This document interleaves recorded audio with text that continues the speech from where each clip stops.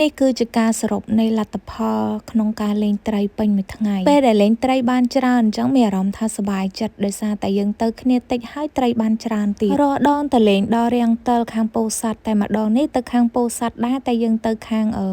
កំពង់ហ្លួងតាមពិតទៅគឺកក់នឹងចេញចូលមួយខែប៉ុន្តែគ្រាន់តែធីមគ្រួសារនៃខ្ញុំនឹងអត់ទាន់មានពេលបានទៅលេងត្រីម្ល៉េះហើយតនេពីការលេងភ្លេងបានតែមួយថ្ងៃហ្នឹងគឺឆ្លៀតទៅហើយធីមមានតែ2នាក់ហ្នឹងហើយ3នាក់ទាំងនាងខ្ញុំម្នាក់សបាយវត្តត្រីពេកអត់បាយអត់ទឹកអត់បាយកកក៏មានដែរគឺចាំសរុបបាយថ្ងៃតែម្ដងដោយសារតែត្រីខំច្រើនពេកអញ្ចឹងខ្ជិលញ៉ាំបាយព្រោះថាដាក់3 4ខ្សែខំ3 4ខ្សែខំឲ្យបានច្រើនទេដល់ពេលអញ្ចឹងទៅគឺសបាយលេងត្រីគឺលេងខ្វល់ហើយជាមួយនឹងការឃ្លានបាយគ្រាន់តែថាត្រីជើងនេះអត់សូវធំប្រហែលទេបងប្អូនគឺបានបែបកន្លះគីឡូក្រោមកន្លះគីឡូហើយនឹងបានធំមួយទេហើយសបោជាងគេគឺសបោរោះតែម្ដងបើឆ្ដោអត់បានជើងនឹងចាបើដៀបវិញអត់សូវសបោទេតែបើរោះជើងនឹងសបោបងប្អូនឃើញត្រីបានច្រើនអញ្ចឹងតិចច្រឡំថាងលេងគ្នាច្រើនអីពូតកងទូកផងអីផងតាមពិតអត់ទេពូតកងទូកគាត់អង្គុយតែចាំដោះហើយនឹងអង្គុយចាំតែវាយនុយឲ្យទេគឺគ្រូសានខ្ញុំហើយនឹងដៃគូរបស់គាត់នឹងម្ចាស់ឡានហ្នឹងគឺលេងតែ2នាក់នឹងទេតែសបោបងប្អូនអើយដាក់ខំដល់ពេលអញ្ចឹងយើងសប្បាយចិត្តដែរហ្នឹងយកមកចែកគ្នាបានម្នាក់20ចាម្នាក់20ក្បាលជាងដោយសារតែយើងលេងហ្នឹងគឺបានចូល43ក្បាលយើងដក2ក្បាលចាយកធ្វើម្ហូបអញ្ចឹងសល់41ហ្នឹងគឺចែកគ្នាថាបានម្នាក់20ចុះបងប្អូនហើយទូកនៅខាងកំពង់ហ្លួងហ្នឹងគឺធូរថ្លៃឯងបងប្អូនចាគឺពី100000ប៉ុន្តែយើងសុំគាត់ទៅ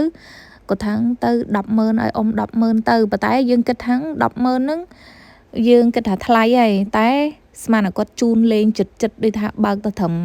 10-20នាទីដល់កន្លែងលេងអីបងប្អូនតាមពិតអត់ទេឆ្ងាយគាត់បើកចូល1ម៉ោងមិនដល់កន្លែងលេងអញ្ចឹង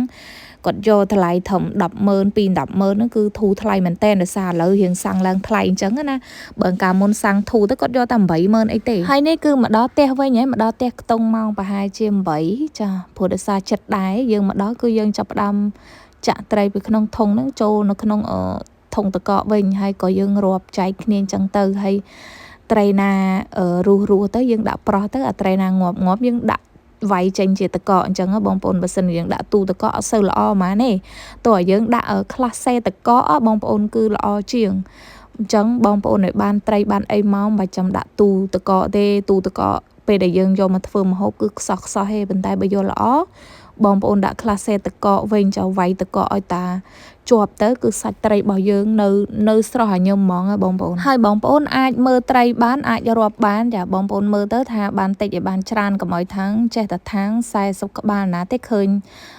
ត្រីបន្តិចមួយតាបងប្អូនមើលទៅព្រោះអីមានបងអ្នកស្គាល់គ្រួសារនឹងខ្ញុំនឹងគាត់អត់ជឿគាត់ថា2នាក់ណាលេងសាហាវម៉េចបានត្រីដល់តែ40ក្បាលជាង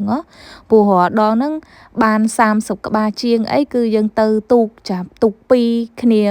4-5នាក់អីប៉ុន្តែជើងនេះ